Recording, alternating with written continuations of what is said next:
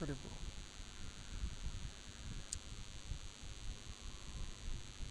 हरे कृष्ण।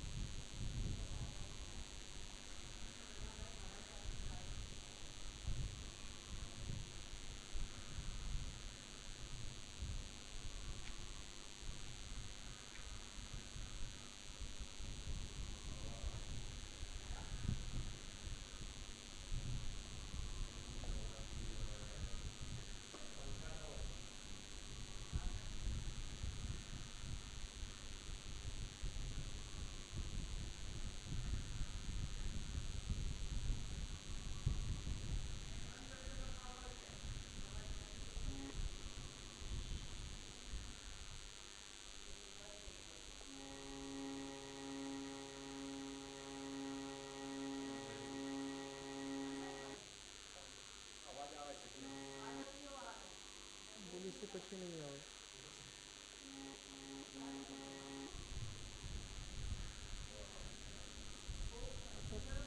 થોડું થોડુંક ઓછું કરી દો ખેંચીને.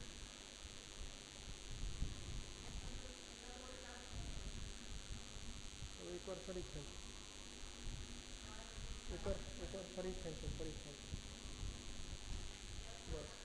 હવે થોડોક પંખો આમ કરો. એટલે એમ ત્યાંથી નહીં, ઉપરથી. બસ બસ થઈ ગયું.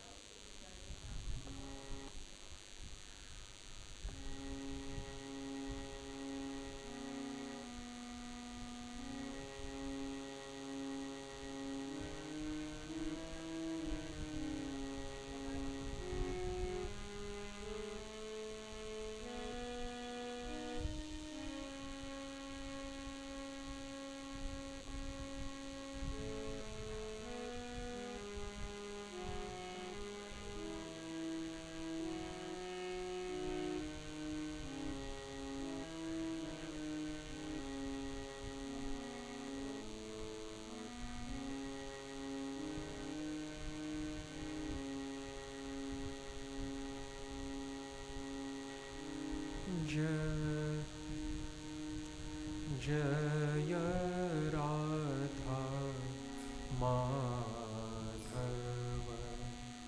कुंज विहारी.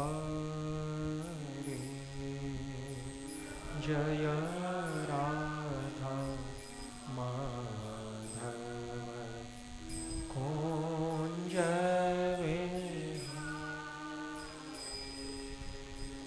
जय राधा माधव कुंज विहारी.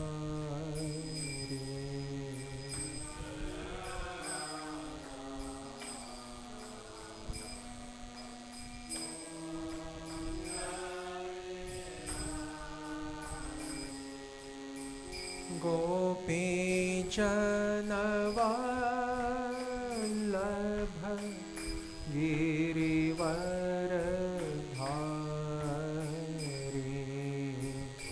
गोपी जनवल्लभ गिरिवर.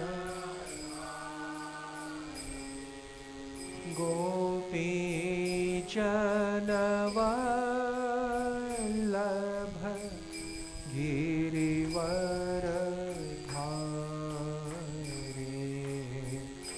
गोपी जनवल्लभ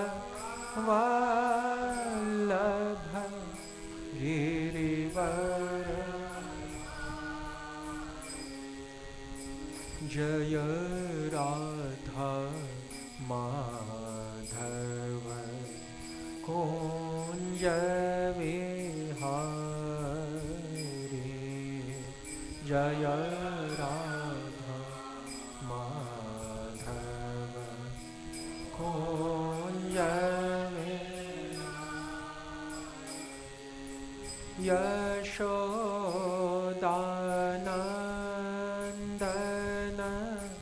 व्रज जनरञ्जन यशोदानन्दन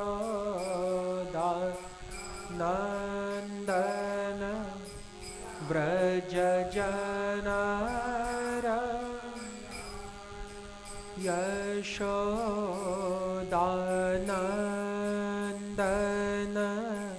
व्रज जनरञ्जन यशोदा।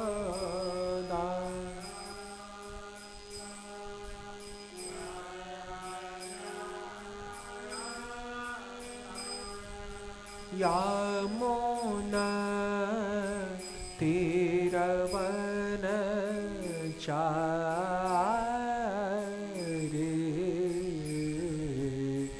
यमुना तीरवन चारि।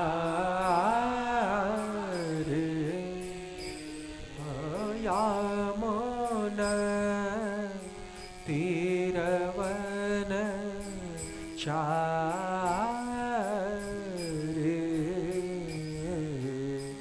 यमुना तीरवन चारि।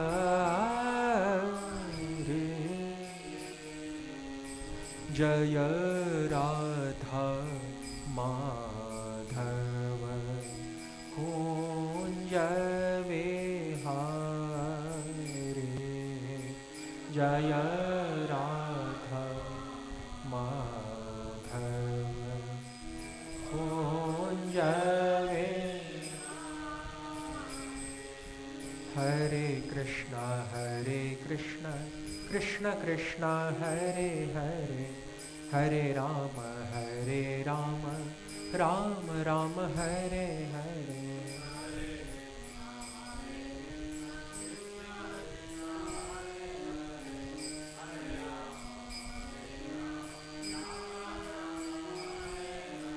हरे कृष्णा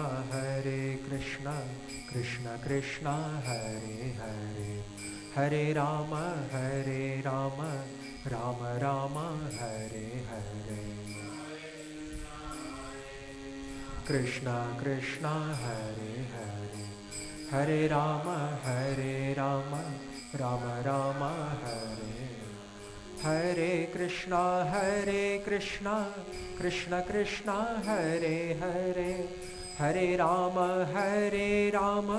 राम राम हरे हरे। हरे कृष्णा हरे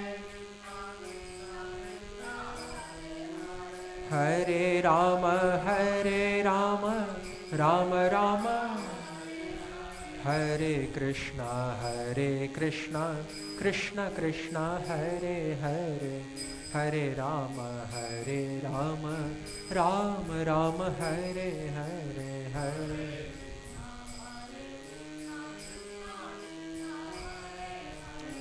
हरे राम राम राम हरे। हरे कृष्णा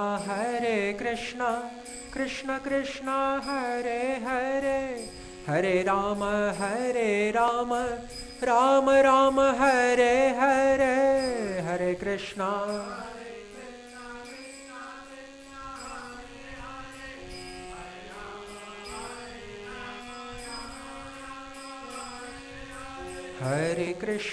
हरे कृष्णा कृष्ण कृष्ण हरे हरे हरे राम राम राम हरे हरे। हरे कृष्णा कृष्ण कृष्ण हरे राम राम राम हरे हरे। हरे कृष्णा कृष्ण कृष्ण हरे हरे हरे राम राम राम हरे हरे, हरे कृष्णा हरे राम राम राम हरे हरे कृष्णा कृष्ण कृष्णा हरे हरे, हरे राम राम राम हरे हरे, हरे कृष्णा कृष्ण कृष्ण हरे हरे, हरे राम राम राम हरे हरे, हरे कृष्णा कृष्ण कृष्ण हरे हरे, हरे राम राम राम हरे हरे, हरे कृष्ण कृष्ण हरे हरे, हरे राम राम राम हरे हरे, हरे कृष्णा कृष्ण कृष्ण हरे हरे, हरे राम राम राम हरे हरे, हरे कृष्णा कृष्ण कृष्ण हरे हरे, हरे राम राम राम हरे, हरे कृष्णा कृष्ण कृष्ण हरे हरे, हरे राम राम राम हरे हरे, हरे कृष्णा कृष्ण कृष्ण हरे, हरे राम राम राम हरे कृष्णा कृष्ण कृष्ण हरे हरे, हरे राम राम राम हरे हरे, हरे कृष्णा कृष्णा हरे हरे, हरे राम राम राम हरे हरे, हरे कृष्ण। जय ओम विष्णुपाद परमहंस परिव्राजकाचार्यवर्य अष्टोत्तर Shri Srimad his divine grace Abhay Charanaravinda Bhakti Vedanta स्वामी श्रील प्रभुपाद की जय हो। जय नित्य लीला प्रविष्ट ओम विष्णुपाद परमहंस परिव्राजकाचार्यवर्य अष्टोत्तर Shri Srimad his divine grace Bhakti Siddhanta Saraswati Goswami महाराज श्रील प्रभुपाद की जय हो। ग्रंथराज श्रीमद्भागवतम की जय हो, श्री भागवत संदर्भ की जय हो, श्री तत्व संदर्भ की जय हो, श्री जीव गोस्वामी प्रभुपाद की जय हो, श्री तत्व संदर्भ प्रशिक्षण सत्र की जय हो, युग धर्म श्री हरिनाम संकीर्तन की जय हो, समवेत भक्त वृंद की जय हो। निताई गौर प्रेमानंदे हरि हरि बोल, हरि हरि बोल, हरि हरि बोल।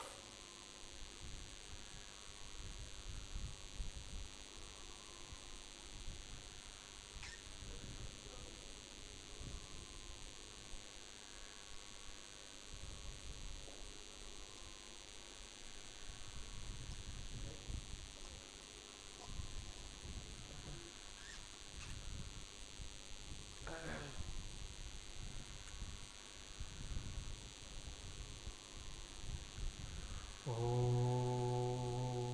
अज्ञानतिमिरान्धस्य ज्ञानाञ्जनशलाकया चक्षुरुन्मीलितं येन तस्मै श्रीगुरवे नमः।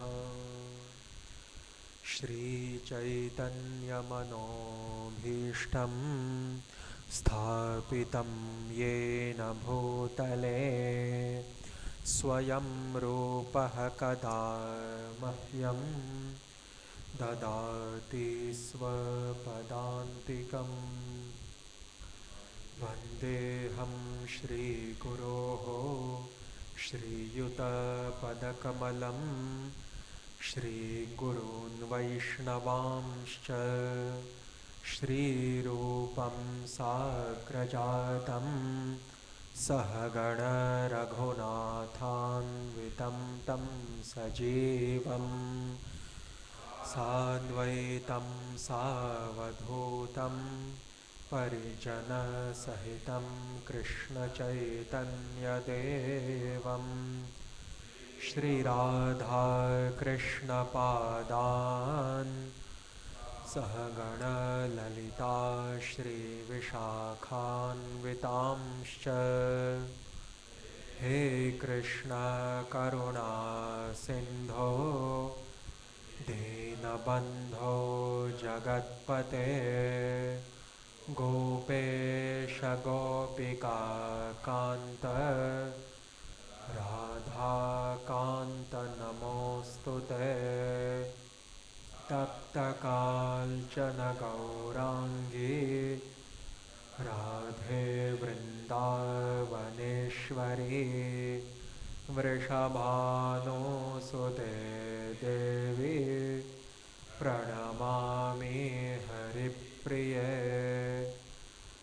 वाञ्छाकल्पतरुभ्यश्च कृपासिन्धुभ्य एव च पतितानां पावनेभ्यो वैष्णवेभ्यो नमो नमः श्रीकृष्ण चैतन्य प्रभो नित्यानन्द श्री अद्वैत गदाधर श्रीवासादि गौरभक्तवृन्द हरे Krishna Krishna Krishna Hare Hare Hare Ram Ram Ram Hare Hare.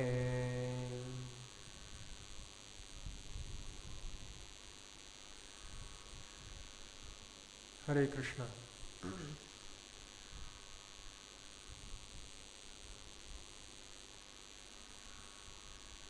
After paying prostrations unto the lotus feet of all the divine preceptors of the Gaudiya Vaishnava lineage who are following the footsteps of Sri Rupa Goswami Prabhupada, let us now commence the 13th day of the teaching session of Sri Jiva Goswami Pada's Tattva Sandarbha, which is in turn the first volume of the 6 philosophical serialized treatises composed by Sri Jiva Goswami Pad, known as Sri Bhagavata Sandarbha alias Sri Shata Sandarbha. As we have been discussing since past 12 days in Hindi, today we will be discussing in English. So as we have been explaining since past 12 days, that in the very invocation verse of Tattva Sandarbha, the first verse of this Sandarbha, Sri Jiva Goswami rather takes his invocation from Srimad Bhagavatam, 11th canto, 5th chapter, 32nd verse ditto. 11.5.32 of Srimad Bhagavatam. Krishna Varanam Tvisha Krishnam Sangopangastra Parshadam Yajnyaihai Sankirtana Prayaihai Yajantihi Sumedhasaha. When King Nimi, who was enthroned on the royal throne of Mithila, when he inquired from one of the 9 Yogindras known as Karbhajan Muni,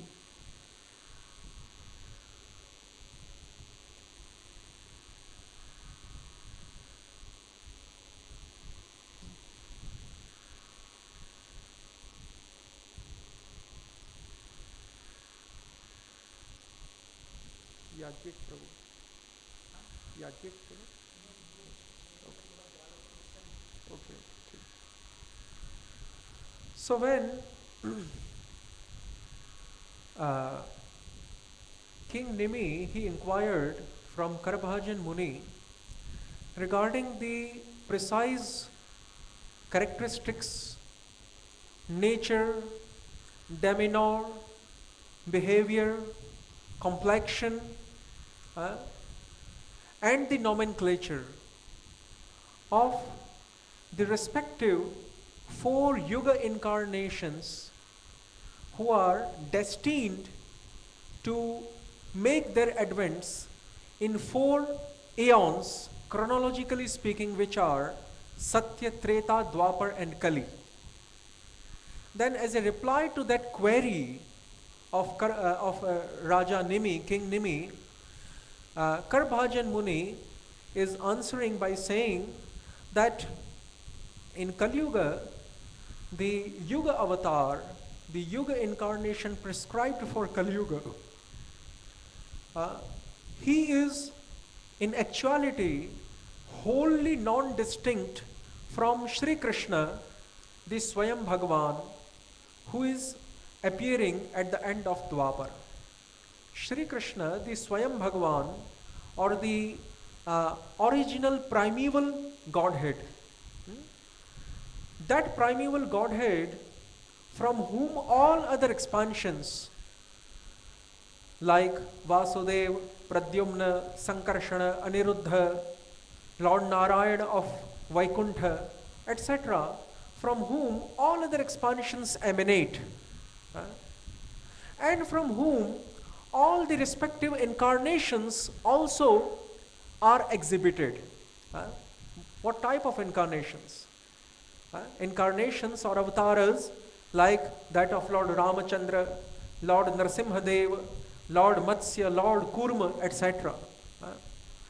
That personality, that self-same personality, who is the most original, primeval form of Godhead, and who is rather the substratum, the foundation of Godhood. And therefore, in Sri Chaitanya Charitamrita, Krishnadas Kaviraj Goswami confidently proclaims by saying, Jahar Bhagavatta hoite, Anyer Bhagavatta, Swayam Bhagavan Shabder Tahate Satta. This is what Chaitanya Charitamrita has to say. Jahar Bhagavatta hoite, Anyer Bhagavatta. On whose Godhood, the Godhood of all other forms is relying, is resting, is dependent upon. On whose Godhood? That original personality is rather known as self-same God or Swayam Bhagavan. Swayam Bhagavan Shabder Tahate Satta. So, and all these characteristics are, ontologically speaking, fully found exhibited within the transcendental personality and demeanor of Shri Krishna Chandra. And therefore, Lord Brahma also boldly asserts in the 5th chapter of Brahma Samhita. He says there that Ramadimurtishu kala niyamena tishthan नानावतार मकरोद् भुवनेषु किन्तु कृष्णः स्वयं समभवत् परमः पुमान् यो गोविन्दमादिपुरुषं तमहं भजामि. This Govinda, who is rather known as, who is rather celebrated as Govinda, because he is the master of the transcendental cows headed by Kamadhenu and Surabhi. Gavam Indraha Yaha iti Govinda. One who is the master of transcendental cows, he is known as Govinda. So unto this Govinda, who is from time without beginning and on perpetual basis in an everlasting way, who is dwelling and performing his enchanting dalliances within the divine realm, his own abode, known as Golok Vrindavan Dham. That Golokadhipati Govinda, that Govinda who is everlastingly residing in Golok Vrindavana, his own abode. Unto that Govinda, who is the original fountain source of all other forms of absolute truth. Unto that Govinda, who is Adi Purusha, we are paying our prostrations, we are submitting our obeisance, and in that way we are worshipping him. Govindam Adi Purusham tam aham bhajami. ऐसे भगवान गोविंद देव का हम आराधन करते हैं जो कि आदि पुरुष हैं, समस्त अवतारों के, अन्य समस्त भगवत स्वरूपों के जो अंशी स्वरूप है. And then Lord Brahma says further, Ramadi Murtishu Kalanyamena Tashthan. One who is situated within forms like Rama, etc., by placing his partial potencies into those forms. जो अपनी आंशिक कलाओं को, जो अपनी आंशिक शक्तियों को, जो अपने आंशिक वैभव तथा ऐश्वर्यों को राम आदि रूपों में स्थापित करते हैं. And what is said further? Nanavatar makarodh bhuvaneshu kintu. And one who exhibits, displays various incarnations, various forms during his descent onto this mortal platform. जो इस मर्त्य लोक में आरोहण करते समय अपने नाना रूपों में प्रकाशित होते हैं. नानावतार मकरोद् भुवनेषु किंतु. बट, किंतु मीन्स बट, किंतु स्वयं समभवत् परमः पुमान्यो. But one who is originally displayed in a most primeval way, in most, in most original form, who is rather displaying himself as Shri Krishna of Vrindavan Dham. Kintu Krishna swayam samabhavat paramah pumanyo Govindam Adi Purusham tamaham bhajami. Unto that Govinda, the master of cows, senses, the gopas and gopis, the cowherd maidens of Vrindavan, as well as the cowherd boyfriends of Vrindavan, the sakhas, the sakhis, one who is displaying himself as the master of these gopas, gopis, the cows like Surabhi Kamdhenu, and the senses of his devotees. And therefore who is also celebrated as Hrishikesh. Hrishikanam Indriyanam Adhipatihi Ishah Yah Hrishikeshah Sah. So that Shri Krishna is the most original form of Godhead. And that Shri Krishna, in that particular Dwapar in which he makes his descent, the Kali Yuga which subsequently follows that Dwapar, the non-distinct form of that Shri Krishna, rather we can say the appendix form of Shri Krishna, Parashishta Roop Bhagavan Govinda Devaka. जो कि गौरचंद्र के नाम से विख्यात है, प्रसिद्ध है, विश्रुत है, प्रकीर्तित है, that non-distinct form of Shri Krishna, rather known as Shri Chaitanya Mahaprabhu Gaur Sundar, he also makes himself exhibited in the Kali Yuga, which immediately follows that particular Dwapar in which Shri Krishna incarnates. And this Siddhanta, this conclusion is laid down here in the very first invocation verse, Mangalacharan Shlok of Tattva Sandarbha, which is taken from Srimad Bhagavatam directly. So Krishna Varanam, one who is totally non-different, innately speaking, ontologically speaking, constitutionally analyzing, one who is totally non-different from Shri Krishna, and therefore one who is Krishna Varanam.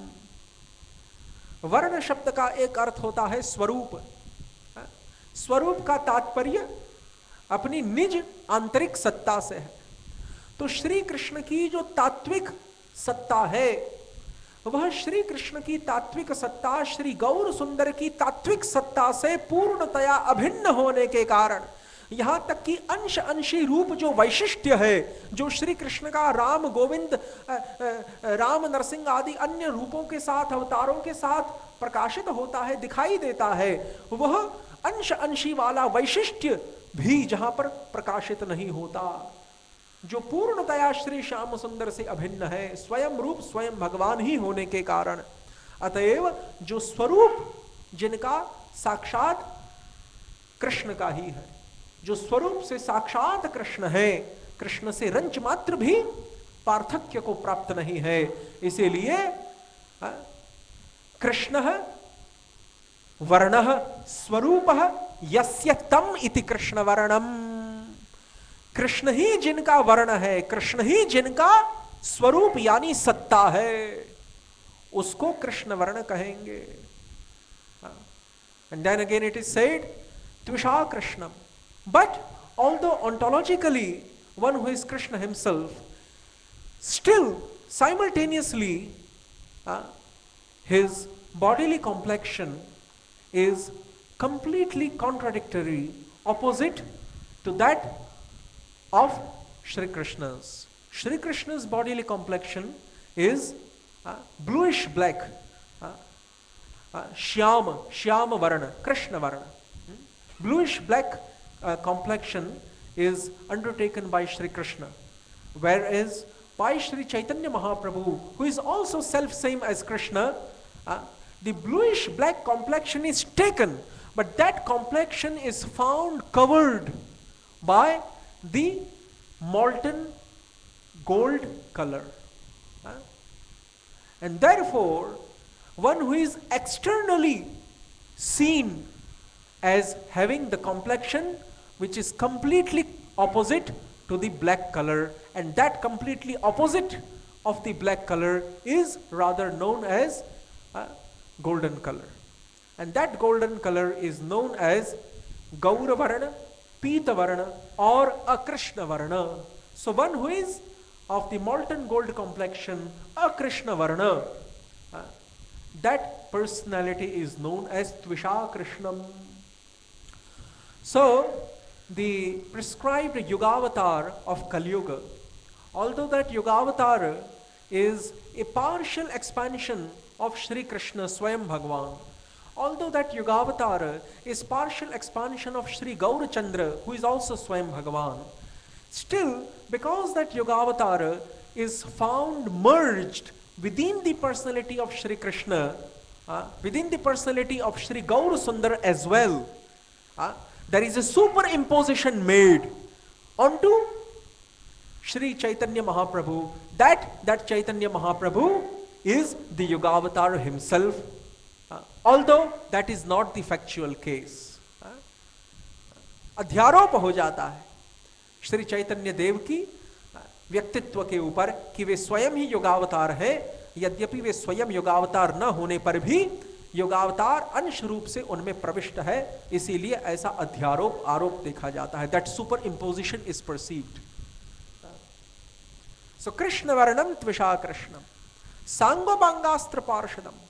And one who appears with his parts and parcels, especially his limbs, anga, his sublimbs, upanga, his weapons, astrani, astra, and his entourage, his associates, close mates, parshadas or parikaras. Sangopangastra Parshadam. And that anga is Nityananda and Chaitanya Mahaprabhu are exemplified as the direct limbs or portions of Chaitanya Mahaprabhu. Because Advaita Acharya is Mahavishnu himself, the first Purusha incarnation, and that Mahavishnu sometimes also displays his Swarupa as Sadashiva. But that Sadashiva is a peculiar form of Lord Vishnu, having 4 arms and holding 4 types of transcendental weapons, namely the conch shell, the disc, the lotus flower, and the mace. Shankh Chakra Gada Padmadhari. So that Sadashiva, which is also one form of Vishnu, and which is not form of the demigod, Devata, known as Shankara. This Sadashiva, which is one form of the 24 Vishnus, among the 24 Vishnus which are mentioned in Hayashirsha Pancharatra, and which were also described by Sri Chaitanya Mahaprabhu while imparting sermons unto Sri Rupa and Sanatana Goswamis in Benares and in Prayag, Allahabad respectively. And that whole description, the whole detailed account is found within the Madhya Leela, the last chapters of the Madhya Leela of Chaitanya Charitamrita. So, that Hayashirsha Pancharatra mentions 24 types of Vishnus. Among one of those forms is known as Sadashiva. It is one form of Lord Vishnu. So that Sadashiva is also Advaita Acharya himself. Advaitam Harinadvaitad Acharyam Bhakti Shamsanat Tam Advaita Acharyam Ashraye. So, and Nityananda Prabhu, he is ontologically speaking self-same as the Balaram of Vrindavana pastimes. That Balaram who is sporting in Vrindavana Dham with his own flock of cowherd maidens. That Balaram who is sporting in Vrindavan Dham with his own herd, H-E-R-D, herd of cowherd maidens. That Balaram who is called Tadekatma Roop of Shri Krishna. Why? Because only in outer exhibition he is having some difference with Shri Krishna. But internally who is self-same as Shri Krishna. So because of that outer difference in exhibition, who is known as Tadekatma Roop, according to the strictest technical terms of Lagu Bhagavatamrita of Sri Rupa Goswami. That Balaram of Vrindavana Dham has rather appeared as Sri Nityananda Prabhu in the pastimes of Sri Gaura Sundar. So, both Nityananda and Advaita are to be considered as angas or limbs or direct parts of Sri Krishna Chaitanya Dev. Therefore, Sangopangastra Parshadam, one who appears with his direct limbs like Nityananda and Advaita. Limbs means expansion. Part. Limb means part, or just like an organ. Organ is a small part of the whole body. In the same way, Nityananda and Advaita are small parts of Sri Chaitanya's ontological personality. And in the same way, Upangas like Shrivas Thakur, etc., Mukunda Datta, Murari Gupta, these associates of Navadvipa Leela are known as Upangas because they are further expansions of Nityananda and Advaita. So therefore, because they are further expansions, they are known as sublimbs or sub-organs or sub-parts of Sri Chaitanya Mahaprabhu. So therefore they are known as Upangas. Angas and Upangas, limbs and sublimbs. So one who appears with his limbs, with his sublimbs, and also with a special type of weapon. And what is that weapon? What is that astra? That astra is not, because this is the most benevolent, this is the most munificent form of the personality of Godhead appearing ever in the history of all the 4 yugas, nay, in the history of the whole one day of Lord Brahma. Nay. So, therefore, since this is the most magnanimous incarnation, the most compassionate one, hence, he cannot utilize ordinary weapons like bow, arrow, mace, disc, etc. Rather, he has to use a weapon which is also benevolent. In which way? Well, those weapons were also benevolent. Those older weapons like, the mace, the disc, the bow arrow, the Sharanga Dhanusha, the Kaumodki Gada, the Sudarshan Chakra, those older weapons, those outdated, out-fashioned weapons which were held in incarnations like Rama, in incarnations like Krishna, in the forms like Lord Narayana, those outdated weapons are also benevolent. How? Because any demon who is killed, who is destroyed through the usage of those weapons administered by the transcendental lotus hands of Sri Narayana, Vishnu, Ram and Krishna and Narsingha, etc., all those demons receive Brahma Sayujya Mukti.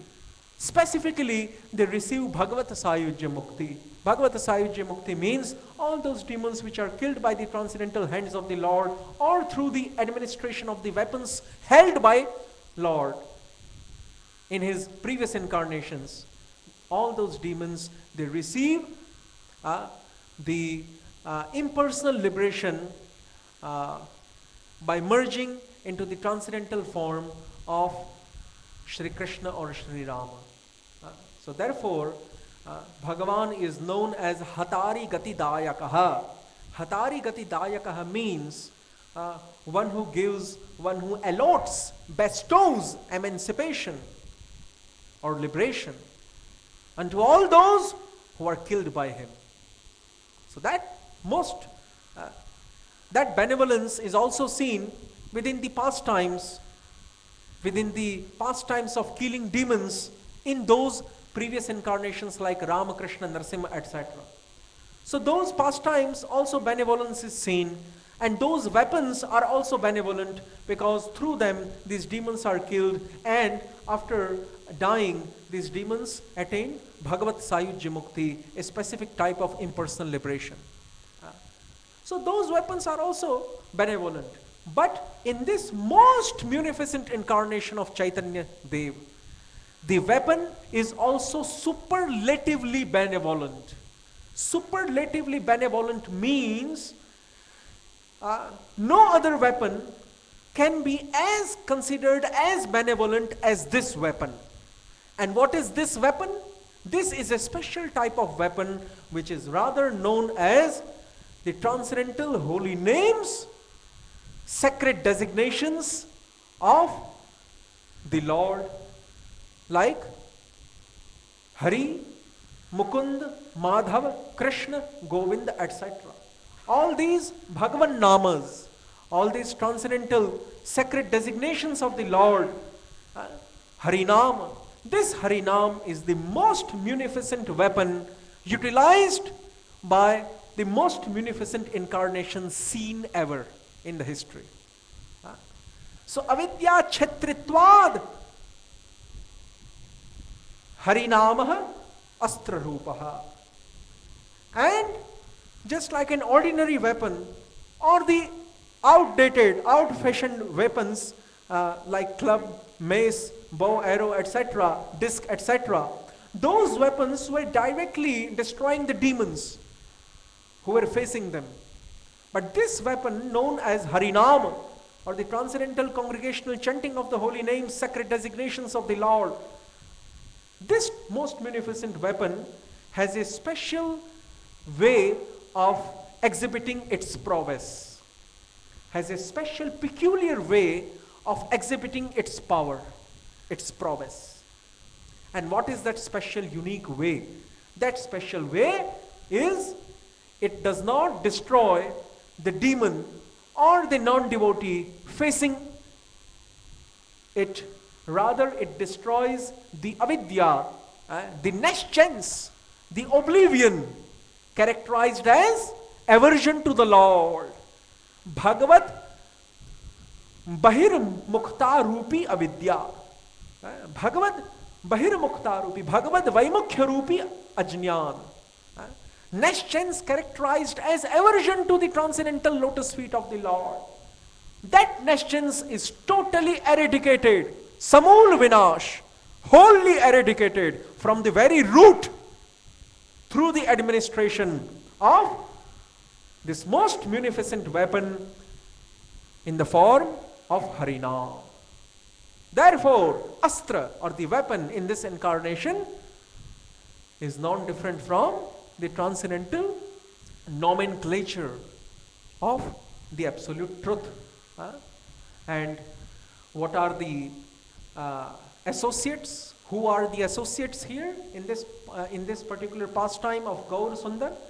The associates are like Shri Gadadhar Pandit, Shri Swarup Damodar, Shri Rai Ramanand, and the 6 Goswamis, etc. These are all the Parshadas or associates of the Lord, and these Parshadas, these associates, are non-different from the eternal associates of Shri Krishna in Vrindavan Dham, which are rather known as Nitya Siddha Ragatmik Parshadas. And so one who is manifesting himself onto this mundane platform while becoming endowed with his limbs, sublimbs, weapon, and his associates, that Shri Chaitanya Mahaprabhu, who is not different from Shri Krishna, and whose bodily effulgence is totally opposite to that of Shri Krishna's. Krishna Varanam Tvasha Krishnam Sangopangastra Parshadam Yajnyai Sankirtana Prayai, and one who is worshipped through the sacrifice of the congregational chanting of the holy names of the Lord.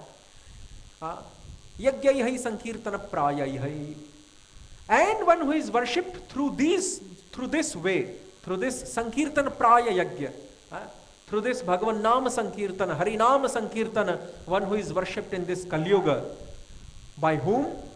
By less intelligent, by those who are of dull wits, by those whose rational wisdom is scarce? No. By those who are fully intellectually abundant, Sumedhasaha.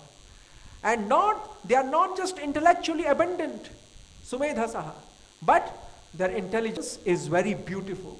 It might also be that you are intellectually abundant, but that intellectual abundance has no beauty. Even the Jnana Margis, even the Brahma Jnanis, even the monists following the path of mental speculation, and who want to rather merge into the impersonal form, Nirvishesha Brahma, even those Jnana Margis, they are very intelligent in rational speculation, in rational concoction. But their intelligence is not considered beautiful. Rather, Srimad Bhagavatam ridicules them. Srimad Bhagavatam ridicules them by saying Rikta Matayaha. Rikta Matayaha means those Brahma Jnanis, they are not even intellectually abundant. In one perspective, they might be intellectually abundant because they are mental speculators. But in a higher sense, they are wholly devoid of whole rational wisdom. Rikta Matayaha.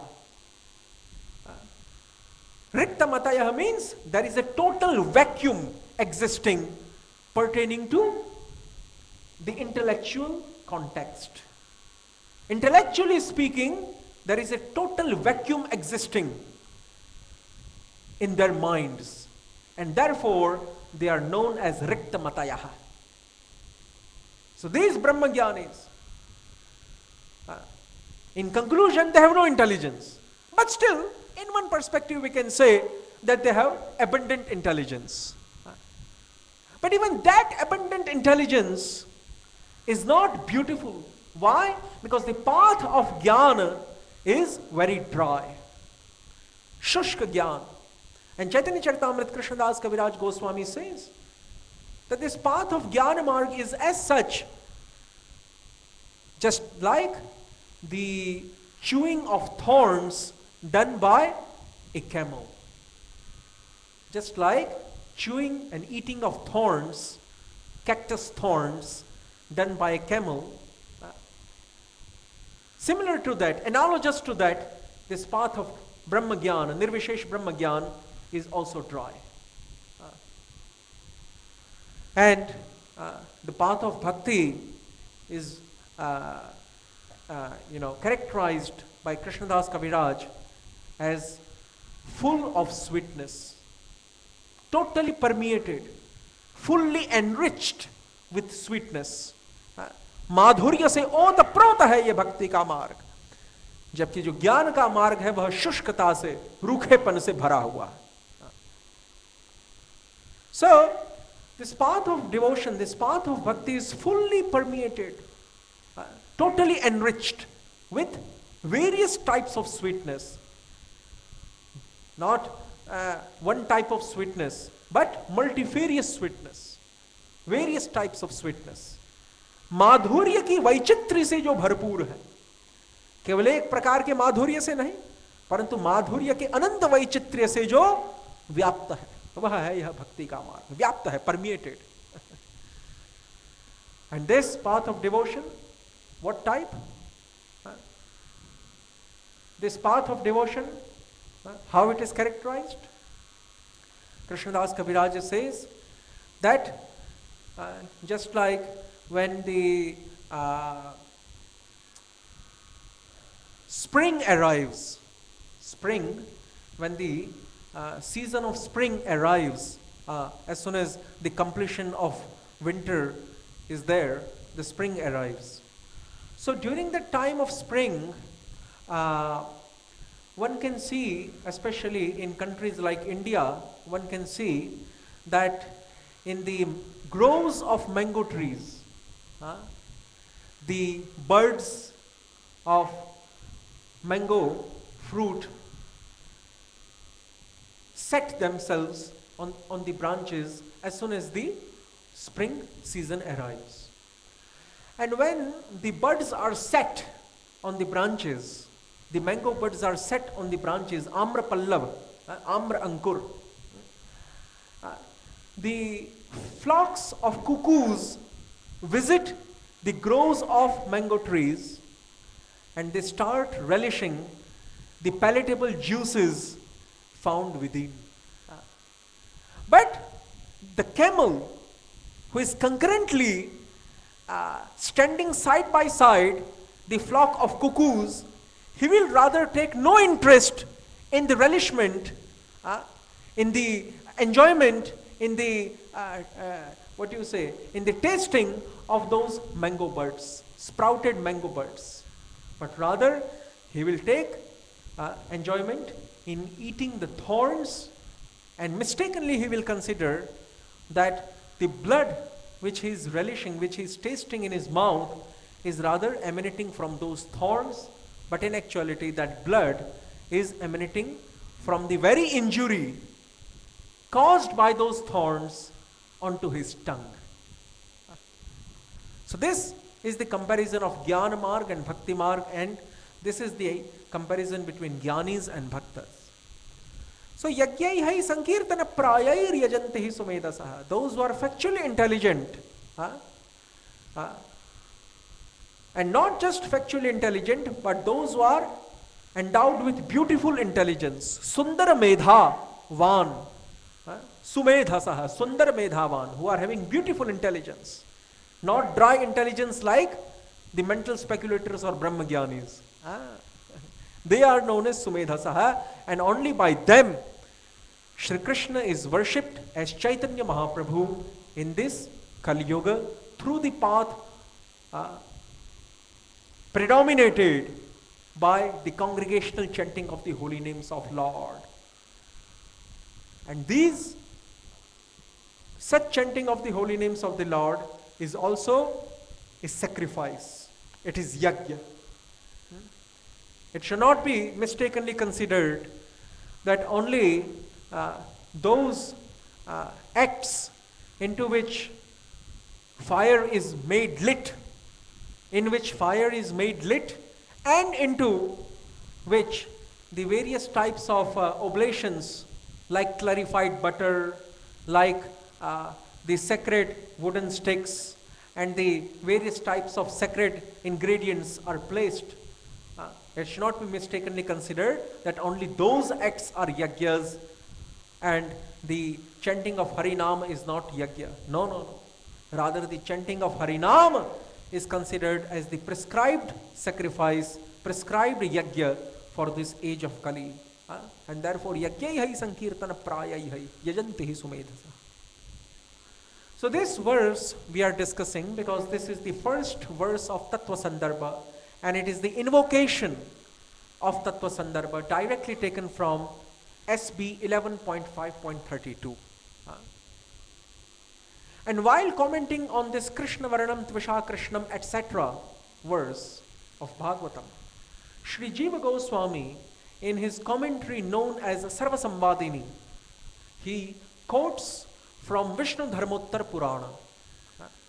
Up to now, what we discussed was just a prelude, was just a preface to the actual discussion. I have summarized in an outlined fashion all the topics or the quintessence, the gist or the kernel of all the topics which were covered since past 12 days of this teaching session. And so, here, now we are proceeding on to the actual part of the discussion where Jiva Goswami, he quotes from Vishnu Dharmottar Purana and he argues by becoming devil's advocate. He argues in the position of prima facie contenders, Purva Pakshins. Purva Pakshins, the prima facie contender or the devil's advocate. He argues by taking their stand. Why? Because those who will not align their views and their beliefs with the beliefs of ours or the Gaudiyas, those demon-like contenders, they will argue forth and back, to and fro. They will continue to argue. And without diminishing their stand, one cannot establish Siddhanta, because Siddhanta means conclusive stand. Conclusive stand of what type? Conclusive stand of such a type that after which no other doubt can arise, after establishing which, conclusive stand is of what type? It is of such a type that after establishing which no other doubt can arise, no other prima facie contention can arise, no other argument, contradictory argument can arise. That conclusive stand is known as Siddhanta. And in order to ascend onto the platform of Siddhanta, one needs to fully counteract, to fully diminish all the opposite beliefs of the Purva Pakshins, of the deliberate contenders. Sometimes the contenders, they are deliberately resisting to accept our stand. Why? Because they are totally controlled by their duragraha. Duragraha means they are totally controlled by their deliberate ignorance. Deliberate ignorance. Internally, they might understand, they might come to the point of comprehension that what the Gaudiyas are saying, what Jiva Goswami is establishing is correct, without any flaw, without any fault. But deliberately they will try to resist our stand. And how to counteract their stand? So in order to counteract their stand, Jiva Goswami first puts forth the arguments based on Shastra, which are also produced by the prima facie contenders. And in those arguments, it is argued that no, in Kali Yuga, Shri Hari does not incarnate.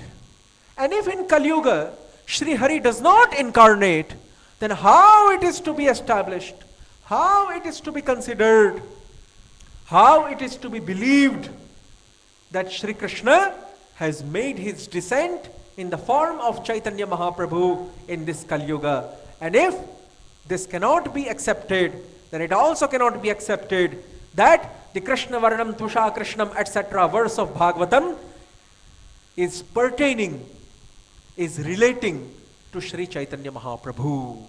Yes, this is the prima facie contention. This is the Purva Paksha. And this Purva Paksha is refuted by the Uttara Paksha, by the conclusive stand given by Shri Jiva Goswami. So now we will, in a synopsis, we will cover the argument of the contenders. They quote Vishnu Dharmottar Puran and say, Pratyaksha Rupa Dhrigadevo Drishyate Nakalau Harihi Kritadishveva Tenaiva Triyugaha Paripathyate Kalerante Cha Samprapte Kalkinam Brahmavadinam Anupravishya Kurute Vasudeva Jagat Sthitim. So there it is said that Shri Hari, he does not directly manifest himself. Pratyaksha Rupa Dhrik. He does not directly manifest himself in this Kali Yuga. Just like he was directly manifesting in the previous 3 yugas, in the previous 3 eras known as Satya, Treta and Dwapara, he will not exhibit himself directly as such in this Kali Yuga. And therefore, in the Shastras, he is known as Tri Yuga, or one who is only exhibiting himself in first 3 yugas. Trishu Yugeshu Yaha Prakashitaha Yaha Atma Prakataha Saha Triyugaha. One who only exhibits himself into the first 3 yugas, he is known as Triyuga. So a similar verse is also found in Srimad Bhagavatam. Channaha kalau yada bhavat triyugotha sattvam. Very famous verse quoted by the Gaudiya Vaishnava Acharyas numerously on multifarious occasions. विभिन्न अवसरों पर श्री गौड़ीय वैष्णव संप्रदाय के आचार्य वृंदों के द्वारा उद्धृत यह पद्य on multifarious occasions, विभिन्न अवसरों पर. So छन्नः कलौ यद भवत् त्रियुगोऽथ सत्वम्. So Srimad Bhagavatam also declares Chaitanya Mahaprabhu, or okay, let us not introduce Chaitanya Mahaprabhu here directly. So Srimad Bhagavatam also says that Lord Hari is known as Triyuga. But there is a difference between the proclamation, between the assertion allotted by Vishnu Dharmottar Puran and by the statement allotted by Srimad Bhagavatam. Srimad Bhagavatam में उक्त प्राप्त जो श्लोक है छन्नः कलौ यद भवत् त्रियुगोऽथ सत्वम, एवं विष्णु धर्मोत्तर पुराण में प्राप्त जो श्लोक है कृतादिषु एव तेनैव त्रियुगः परिपठ्यते, वहां पर श्वेत पट के ऊपर, which can be seen on the white board. इसमें बहुत बड़ा अंतर है. और वो अंतर क्या है? What is the difference between when Srimad Bhagavatam also calls Hari as Triyugi, and Vishnu Dharmottar Puran also addresses, sambodhan karta hai, addresses Shri Hari as Triyugi. But what is the difference between the style and between the tone of the two statements coming from two different scriptures? What is the difference between the style and the tone? Yes. Yes. Just like we explained yesterday, a peculiar term, channaha, is demarcating the difference, the segregation between Srimad Bhagavatam statement and between the Vishnu Dharmottar Purana statement. And this peculiar term channa is only found in Bhagavatam statement, not in the Vishnu Dharmottar Purana statement. And therefore, even though both the Puranas call Shri Hari as Triyugi, or one who appears only in the first three yugas, but still, when Bhagavatam calls him Triyugi, Bhagavatam clarifies that he is Triyugi because he is covered in Kali Yuga. And Baladeva Vidyabhushana clarifies that covering. He says, Prayasit Vishavritatvam tu Channatvam Buddhyam iti. Baladeva Vidyabhushana says that because Shri Krishna is covered by the internal Madanakhya Mahabhav and by the external complexion resembling molten gold, and therefore Shri Krishna is to be considered Channa or covered in this Kali Yuga. Channa kalau yada bhavat triyugotha sattvam. Otherwise, merely by concentrating on the verses of Vishnu Dharmottar Puran, serious doubts are produced. गंभीर संदेहों का प्रागट्य होता है यदि हम केवल विष्णु धर्मोत्तर पुराणों के वचन पर, विष्णु धर्मोत्तर पुराण के वचनों पर आधार रखते हैं तब, और भागवत के वचन का जिक्र नहीं करते हैं, उल्लेख नहीं करते हैं तब। और वो गंभीर संदेह क्या? वो गंभीर संदेह यह है कि कलेरंते च संप्राप्ते कल्किनम ब्रह्मवादिनम। A serious doubt arises merely by contemplating on Vishnu Dharmottara statement. And what is that? Kalerante cha samprapte kalkinam brahmavadinam anupravishya karute vasudevo jagat sthitim. When the end, when the termination, when the completion of the era known as Kali, which is the fourth one, is near, जब कलयुग की समाप्ति निकट है, जब कलयुग अपने अंत को प्राप्त हो रहा है, कले है अंते च संप्राप्ते कल्किनम ब्रह्मवादिनम. At that time, what an astonishing event, what an amazing, surprising incident will occur. क्या आश्चर्यमयी घटना घटेगी? कल्किनम ब्रह्मवादिनम. Kalki will appear, and that Kalki will be Brahmavadi. Brahmavadi means he will be fully devoted and firmly established in serving Parabrahma, absolute truth, Lord Vasudeva. Kalkinam Brahmavadinam. ब्रह्मनिष्ठ होंगे, भगवन्निष्ठ होंगे, परतत्वनिष्ठ होंगे वे कल्कि, और भगवान नारायण वासुदेव की सेवा में निष्ठा परायण होंगे. इसी को ब्रह्मवादी यहां पर कहा गया है.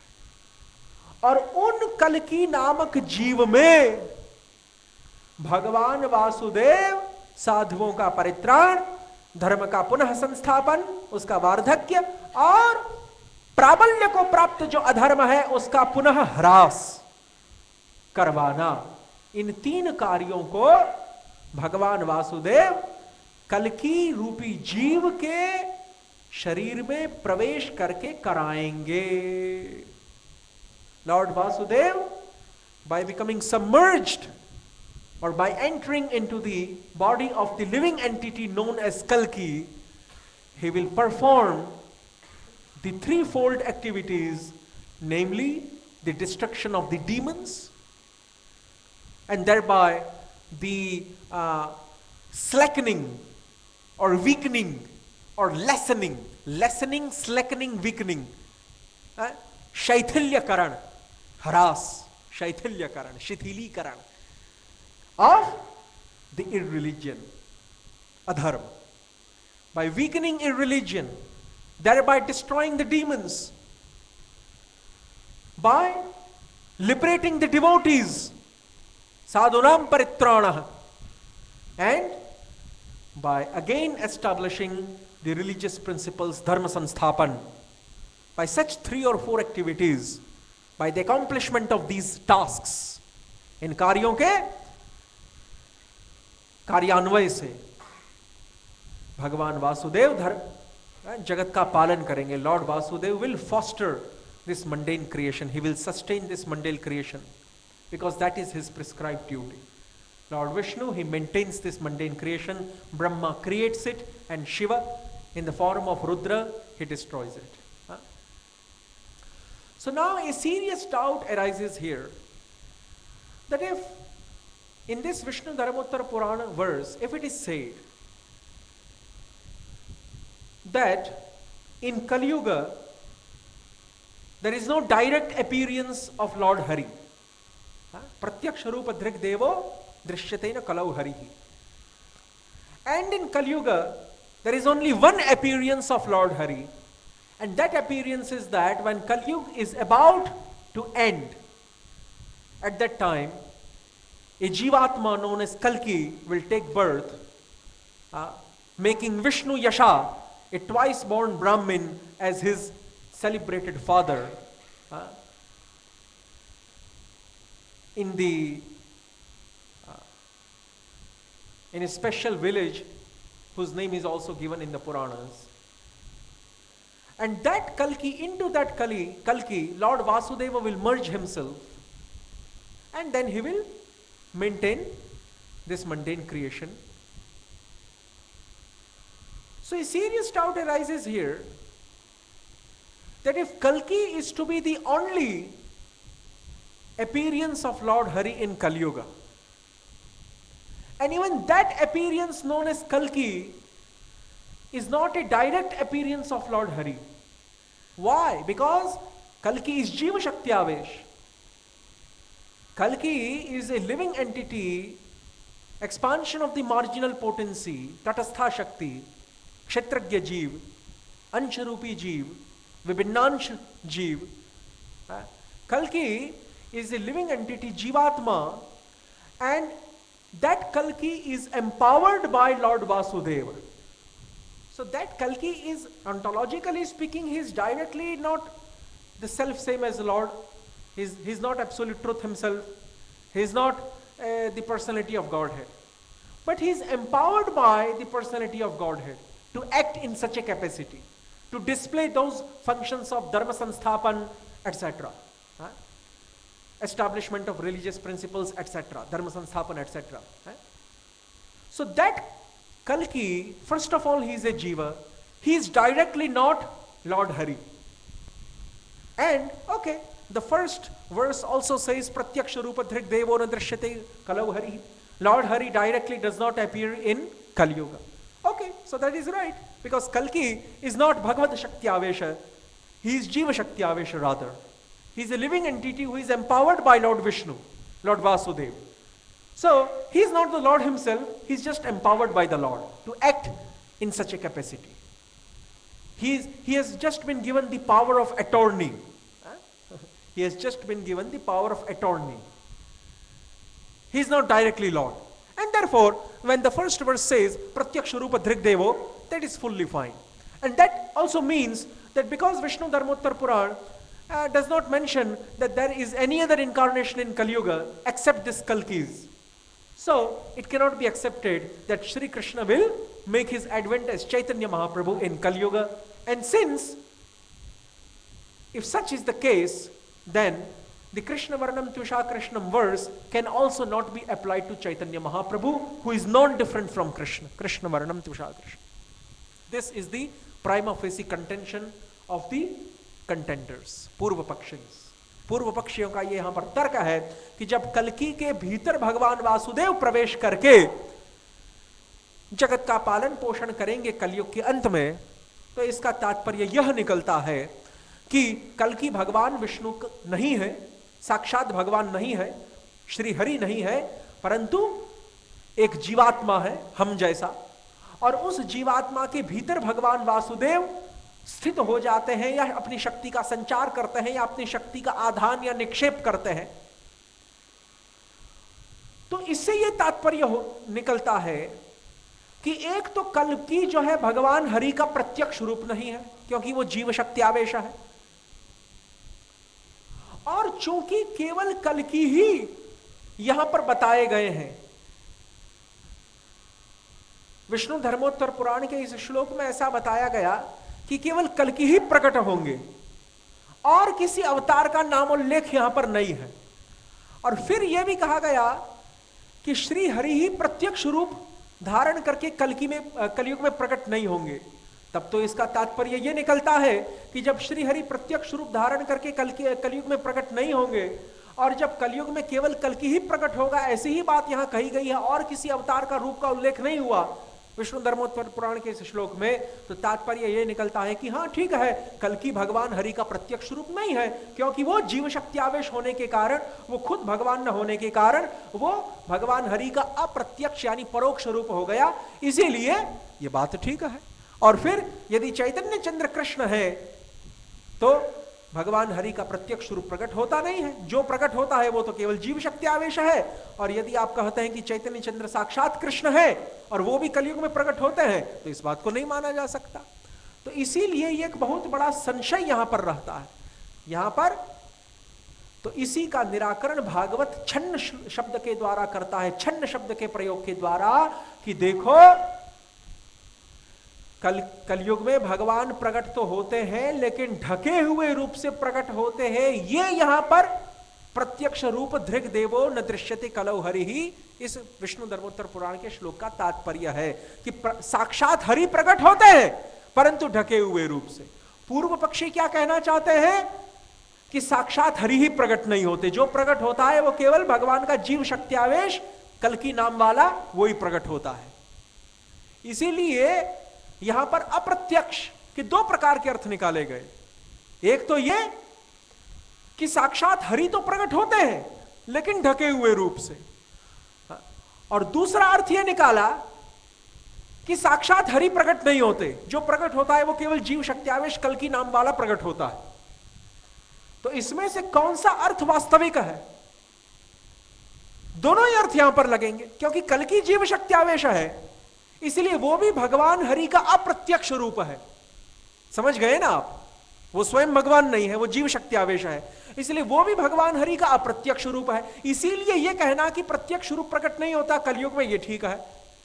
लेकिन प्रत्यक्ष रूप का प्रकट न होना, इसका एक दूसरा अर्थ भी है कि श्री हरि साक्षात प्रकट तो होते हैं, कृष्ण साक्षात प्रकट तो होते हैं, लेकिन अपने आप को भक्त भाव के द्वारा और भक्त की अंग कांति के द्वारा, और सर्वश्रेष्ठ भक्त कौन है? श्री राधिका, और उन राधिका की मदनाख्य भाव के द्वारा और उनकी बाह्य गौरवर्ण रूपी अंग कांति के द्वारा, गौरांगी राधिका की जो अंग कांति है गौरवर्ण, उसके द्वारा जो अपने आप को आच्छादित कर लेते हैं, और आच्छादन के कारण जो पुनः साक्षात हरि होने के बावजूद भी अप्रत्यक्ष हो जाते हैं, परोक्ष हो जाते हैं। देखिए, तभी भागवत में जो छन्न शब्द है उसका महत्व है।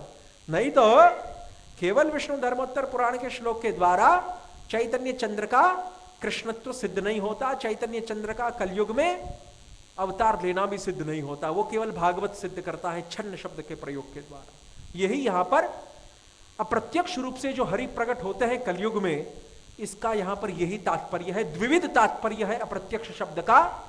दो प्रकार का यहां पर अर्थ है, दोनों ही अर्थ ठीक है, लेकिन इनमें से केवल एक प्रकार का अर्थ लेके दूसरे प्रकार के अर्थ को नकार देना यह अनुचित होगा।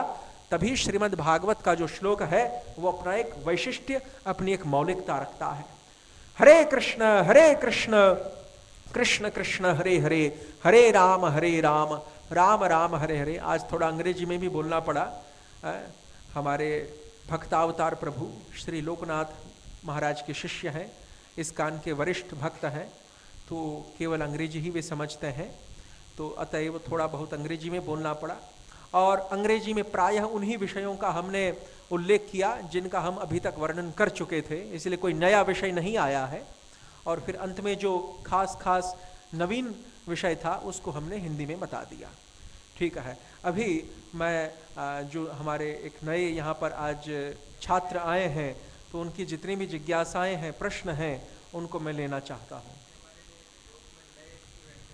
अच्छा अच्छा, उनका शुभ नाम क्या है, परिचय दीजिए।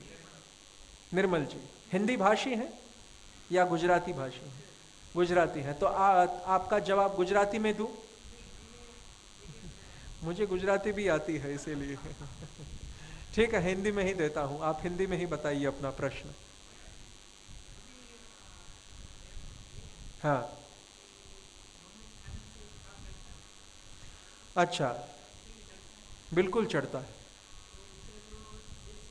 हाँ, मांसाहार करने से, आमिष का सेवन करने से वो पापाचरण माना गया है। बिल्कुल चढ़ता है। जितने भी म्लेच्छ यवन आदि हैं या जितने भी भारत की भूमि पर पैदा होकर सनातन धर्म को मानने वाले परिवारों में पैदा होकर भी जो मांसाहार करते हैं वो सभी पापाचारी हैं। हाँ, जो विदेशों में रहते हैं, जो म्लेच्छ यवन आदि हैं, तो वो भी पापाचरण ही कर रहे हैं। तो उनको उनका फल मिलेगा ना। है? नहीं नहीं, वो लोग कहाँ सुखी है, देखिए वो लोग कहाँ सुखी है। नहीं नहीं, टेक्नोलॉजी में तो भारत सबसे आगे है। देखिए भारत और चीन का यदि वो निकालें तो ये विश्लेषण निकाला है कि भारत और चीन को मिलाकर और पूरे विश्व को एक और रख दीजिए, यानी पूर्व के दो देशों को एक और रखिए और पश्चिम के सभी देशों को और दूसरी ओर रखिए, तो जितने भी औद्योगिक यंत्र हैं, टेक्निकल जितने भी डिवाइसेस हैं, उनका जितना यहाँ पर इस्तेमाल हो रहा है संख्या की दृष्टि से, उतना तो पूरे पश्चिम को मिलाकर नहीं है। जितने मोबाइल कनेक्शंस भारत और चीन को मिलाकर हैं, उतने तो पूरी दुनिया के दूसरे 250 मुल्कों में नहीं है। तो कहाँ आ गए हैं वो लोग। इसीलिए नहीं, प्रौद्योगिकी में, टेक्नोलॉजी में अभी ऐसा कुछ नहीं रहा। और वो जो आप कह रहे हैं वो भारत की श्रम शक्ति का दुरुपयोग है। भारत की श्रम शक्ति, भारत की वैचारिक शक्ति, भारत की वाणिज्य शक्ति और भारत की संरक्षक शक्ति। ब्राह्मण क्षत्रिय वैश्य शूद्र ये प्राचीन शब्द हो गए हैं, तो अभी इसका जो है नवीन रूपांतर है भारत की श्रम शक्ति, भारत की वैचारिक शक्ति, भारत की वाणिज्य शक्ति और भारत की संरक्षक शक्ति। तो भारत की जो वैचारिक शक्ति है उसका दुरुपयोग कर रहे हैं पश्चिम वाले। आज आप कह रहे हैं कि पश्चिमी देश जो म्लेच्छ यवन आदि से भरपूर है, पापाचरण करने वाले हैं, वो प्रौद्योगिकी में, टेक्नोलॉजी में बहुत आगे बढ़े हुए हैं, लेकिन उनकी प्रौद्योगिकी कौन आगे बढ़ा रहा है? सभी भारत के लोग ही हैं या एशिया के लोग ही हैं, पूर्वी देशों के लोग। वही तो वहां जाकर उनकी प्रौद्योगिकी को आगे बढ़ाए। तो कहाँ वो लोग आगे हैं? कुछ आगे नहीं। और जो 300 वर्ष पहले जो ये लोग पूरे विश्व में छा गए, पश्चिम के लोग, चाहे वो ब्रिटेन हो, चाहे दूसरे जितने भी यूरोप के देश हैं जिन्होंने अपनी अपनी कॉलोनियां स्थापित की विश्व में, तो इन लोगों ने खास करके तो भारत का जो धन है उसी का उन्होंने अपहरण किया। भारत के धन का अपहरण करके पश्चिमी देशों में ले गए और धनवान हो गए। नहीं तो 1750 के वर्ष में जो ईस्ट इंडिया कंपनी थी, उसने यह निष्कर्ष निकाला कि भारत जो है सोने की चिड़िया है, थी उस समय भी, 1750 में भी। और जब मोहम्मद गजनी आया था या गोरी आया था 1150 के आसपास, 1150 ईस्वी सन, आज से 900 साल पहले, लगभग 950 साल पहले, अफगानिस्तान से वो सीधा आया था, पारसिक ईरान से होकर। तो उसने भी वो फारसी भाषा में एक वाक्य लिखा है जो आज तक मौजूद है संग्रहालयों में। उसने भी ये लिखवाया कि उसने भी ये आदेश जारी किया कि जो भारत है वह तो सोने की चिड़िया है, यहाँ तो दूध और दही की नदियां बह रही हैं, ऐसा उसने लिखा है, मोहम्मद गोरी और उसे गजनी ने भी। और फिर अंग्रेजों ने भी उस बात को 1750 के वर्ष में स्वीकारा, क्योंकि 1750 के वर्ष में जो ईस्ट इंडिया कंपनी थी उसने पूरे भारत में जनसंख्या का सर्वेक्षण पहली बार करवाया। Census counting for the very first time was done in 1750 around that. और उस समय ईस्ट इंडिया कंपनी ने, पूर्व भारत संगठन जिसको कहते हैं, जो साक्षात विलायत यानी ब्रिटेन के द्वारा संचालित था, वहाँ की विक्टोरिया के द्वारा, तो उन्होंने क्या निष्कर्ष में पाया कि भारत में गायों की संख्या मनुष्यों की संख्या से अधिक है, और गायों की संख्या मनुष्यों की संख्या से अधिक होने के कारण यहाँ दूध और दही की नदियां बह रही हैं। आज उन्हीं अंग्रेजों के द्वारा कत्ल खाने खोले गए। नहीं तो मुगल शासन 800 साल रहा, लेकिन व्यवस्थित रूप से कत्ल खाने मुगलों के द्वारा नहीं खोले गए थे। वो तो केवल अपने जो धार्मिक जो पर्व होते हैं उसी समय थोड़ा बहुत वो मना लिया करते थे, प्राणियों की बलि देकर, और छिटपुट रूप से जो है प्राणियों को, जानवरों को, गाय भैंस आदियों को मार के जो है अपने परवरदिगाह को जो है खुश किया करते थे। लेकिन जिस प्रकार से व्यवस्थित रूप से एक उद्योग बनाकर अंग्रेजों ने जो गायों का संहार करना प्रारंभ किया भारत में, तो उसके पीछे पूरा उद्देश्य यही था कि गौ का ध्वंस होगा तो वैदिक संस्कृति, भारतीय संस्कृति का अपने आप ध्वंस हो जाएगा। और देखिए कमोवेश यही नीति जितने भी असुर हैं पौराणिक और वैदिक काल के, उन्होंने भी अपनाई। आप पुराणों में और खास करके भागवत में देख लीजिए, हिरण्यकशिपु क्या कहता है। भागवत के तीसरे स्कंद में हिरण्यकशिपु सत्ययुग में जो असुर है वो क्या कहता है अपने अनुयायियों को, वह कहता है गौ, ब्राह्मण और वेद तीनों का नाश करो तो विष्णु अपने आप निर्बल होगा। और उसी प्रकार की बात कमोवेश कंस ने कही भागवत के दशम स्कंद के दूसरे अध्याय में। कंस भी क्या कहता है अपने अनुचरों को, कहता है कि गौ ब्राह्मण इनका ध्वंस करो तो अपने आप वैदिक संस्कृति खत्म होगी। इसी बात को जो है मुगल नहीं समझ पाए, पर इस बात को जो है ब्रिटिश समझ गए और उन्होंने पहले गायों को समाप्त करना प्रारंभ किया। तो 1750 का जो सेंसस काउंटिंग है, स्वीकार किया गया ईस्ट इंडिया कंपनी के द्वारा कि मनुष्यों की संख्या से अधिक जो है गौ माता की संख्या भारत में है। और आज क्या है, ठीक उसका उल्टा। इसीलिए दूध और दही की नदियां बह रही थी, और जहां पर दूध और दही की नदियां बह रही हो वो देश प्रौद्योगिकी में पीछे होने के बावजूद भी उन्नत माना जाता है। क्यों? क्योंकि जितना भी एडवांसमेंट है टेक्नोलॉजी का, उसका मकसद केवल उदर पूर्ति है। तो उदर पूर्ति तो वैसे भी हो रही है दूध दही की नदियों के बहने से। और आज क्या है, पूरा जो उत्तर और पश्चिमी भारत है, पूर्वी भारत भी आ गया, केवल दक्षिण भारत थोड़ा अछूता है इससे, बाकी पूरा उत्तर पूर्व और पश्चिम भारत इस चपेट में आ गया है कि प्रायः जो 80% दूध इस समय मिल रहा है वो मिलावटी नकली है। ये क्यों? क्योंकि पूर्ति नहीं हो पा रही है। दूध की पूर्ति क्यों नहीं हो पा रही है? क्योंकि प्रतिदिन जो है हमारे देश की धरती पर 1 लाख से ज्यादा गौ माता का खून गिरता है, हैदराबाद जैसे स्थानों पर। देखिए, तो इसीलिए ये सब सोची समझी रणनीति थी भारत को कमजोर बनाने की हर तरीके से। फिर हमारे शिक्षा पद्धति को बदल दिया। यहां पर भी जो है विज्ञान था जो वेदों और पुराणों के ऊपर आधारित था। यहां पर भी खगोल शास्त्र था, भूगोल शास्त्र था जो वेद पुराणों के ऊपर आधारित था। यहां पर हमारे पास भी रसायन शास्त्र था। एक तो वो जो रसेश्वर दर्शन है प्राचीन भारत का, वो पूरा रसायन शास्त्र यानी केमिस्ट्री ही तो है। आज भी उसके ग्रंथ संस्कृत में उपलब्ध है। हमारे यहाँ भी रसायन शास्त्र केमिस्ट्री था, हमारे यहाँ भी खगोल भूगोल का विज्ञान था, हमारे यहाँ भी जो है गणित शास्त्र था, बीज गणित, अंक गणित आदि सभी।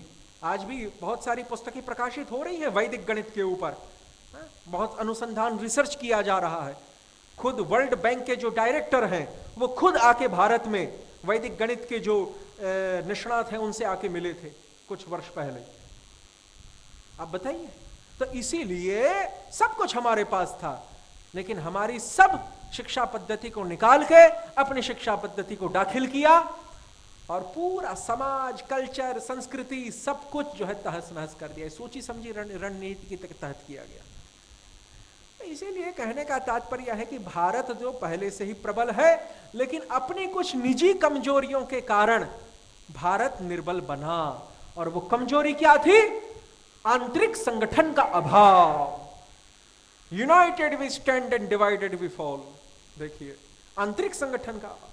और मैं आपको एक केवल संकेत करूंगा, यहां पर कमजोरी हमारे में नहीं है, आज भी कमजोरी नहीं है। यदि हम पापाचरण नहीं कर रहे हैं, यदि हम शुद्ध हैं, तो हम कमजोर नहीं, यदि हम वैदिक संस्कृति के अनुयायी है तो आज भी हम कमजोर नहीं है। कमजोरी जो रही वो एक दूसरी रही। मुगलों का 800 वर्ष का शासन हमने क्यों भोगा? क्योंकि हिंदू राजाओं की आपस में संगठन का अभाव। ब्रिटिश लोगों का क्यों जो है, क्योंकि वही बात। तो इसीलिए एक महाभारत में बहुत अच्छा प्रसंग है। आपको ऐसा लगे, देखिए धर्मराज युधिष्ठिर तो साक्षात धर्म की मूर्ति है, वो तो जो कुछ करेंगे वो धर्ममय ही होगा। उसमें तो हम ये अंगुली नहीं उठा सकते कि ये धर्ममय नहीं है। तो जब वनवास हो गया, वनवास से पहले क्या हुआ है? द्रौपदी का चीरहरण, मतलब लगभग जो जितना भी करना था कौरवों को वो अब तक कर चुके हैं पांडवों के लिए। क्योंकि महाभारत युद्ध की जो भूमिका है ना, वो भीम को जहर खिलाना नहीं है। महाभारत युद्ध की जो भूमिका है, जो मुख्य कारण है, वो भीम को जहर खिलाना नहीं है। महाभारत युद्ध की जो भूमिका है, वो लाक्षागृह में पांडवों को जलाने का जो प्लान था वो नहीं है। महाभारत युद्ध की जो भूमिका है वो जुए में हराना भी नहीं है। महाभारत युद्ध की जो भूमिका है वो द्रौपदी का अपमान है, इस बात को याद रखना। तो सब कुछ हो चुका है जितना भी होना था अब तक, और वनवास प्राप्त हुआ है। अब क्या आगे? अब वनवास को निकल गए हैं पांडव लोग, अब क्या होगा? अब क्या हुआ? अब एक घटना घटी वनवास में कि एक दिन कौरवों ने पांडवों को चिढ़ाने के लिए पांडव लोग जहां रुके थे उसके पास अपना शिविर लगाया। ये महाभारत के वन पर्व की घटना है। और उस शिविर में सभी राजसी ठाठमाठ था, और इधर पांडव लोग तो वनवास का संकल्प लेके निकले थे, इसीलिए राजसी ठाठमाठ से रहित थे, सादा जीवन, तपस्वी का जीवन व्यतीत कर रहे थे, भोजन भी सादा कर रहे थे, सब कुछ। और ये लोग इनको चिढ़ाने के लिए जानबूझ करके राजसी वैभव के साथ निकट में ही अपना शिविर स्थापन किए थे। और उसमें कर्ण भी था, शकुनी भी था, सभी लोग थे उसमें, दुर्योधन का पूरा परिकर दल बल के साथ। अभी क्या होता है कि दुर्योधन एक गंधर्व कन्या, जो यक्ष कन्या है, वो वहां पर भ्रमण कर रही होती है, उसको बलात् पकड़ लेता है। वो जैसे तैसे करके वहां से भाग निकलती है, और उस यक्ष गंधर्व कन्या का जो भाई है और उसके पूरे जो सगे संबंधी है वो वहां पर यक्ष लोक से आ जाते हैं। यक्ष लोग बड़े प्रबल होते हैं, मनुष्यों से उनमें अधिक शक्ति होती है। यक्ष लोक के निवासियों में वो असुरों की तरह होते हैं, और उनमें शक्ति बहुत होती है। ये पूरी एक यक्ष योनि है अलग से। तो उन्होंने जो है ये दुर्योधन को और सबको पकड़ लिया, कर्ण आदियों को, और दुर्योधन को बड़ी भयंकर सजा देने वाले थे, प्राणांत देने का विचार कर रहे थे। और इधर संदेश पहुंचा पांडवों के पास कि दुर्योधन का इस प्रकार से गंधर्वों ने उसको बंदी बना लिया है और उसको बड़ी भयंकर सजा देने वाले। तो उधर जो दूसरे जो पांडव थे, भीम, अर्जुन, सहदेव, नकुल, द्रौपदी भी यहां तक, सभी ने कहा कि ठीक है, बहुत अच्छा है, इसमें क्या गलत है? दुर्योधन को यदि सजा मिले तो इसमें गलत क्या है? युधिष्ठिर ने कहा कि नहीं, इसमें एक चीज गलत है। यदि आप चतुर हैं तो आप मेरे समझाने से पहले थोड़ा विचार करके बताइए कि क्या गलत है इसमें। दुर्योधन पापी है, उसने जो काम किया उस गंधर्व कन्या का अपहरण करने का, वो भी पाप था। उसको जो यहां सजा देने के लिए गंधर्व लोग आ रहे हैं, वो भी एक प्रकार से तो ठीक है, यदि तटस्थ रूप से देखें तो वो ठीक काम है। और हे दुर्योधन ने इनके साथ जो किया है पांडवों के साथ, वो भी क्या है? तो पांडवों को तो उनकी रक्षा के लिए नहीं जाना चाहिए था। युधिष्ठिर को भी भीम और अर्जुन को नहीं भेजना चाहिए था उनकी रक्षा के लिए। फिर भी युधिष्ठिर ने क्यों भेजा भीम और अर्जुन को दुर्योधन की रक्षा के लिए, गंधर्वों को, यक्षों को वहां से भगाने के लिए? जरा इसका मुझे कारण सोच कर बताइए। इससे एक बहुत बड़ा संकेत मिल रहा है, बताइए आप बताइए।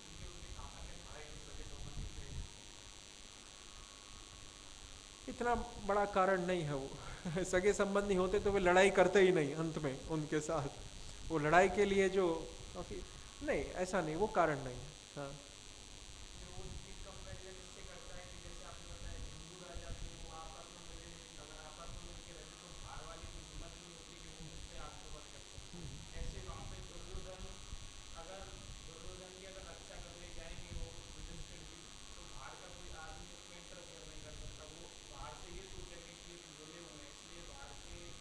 आपका अनुमान ठीक तो जा रहा है, लेकिन आप एकदम पॉइंट पे हिट नहीं कर पा रहे हैं। हाँ, सही दिशा में है लेकिन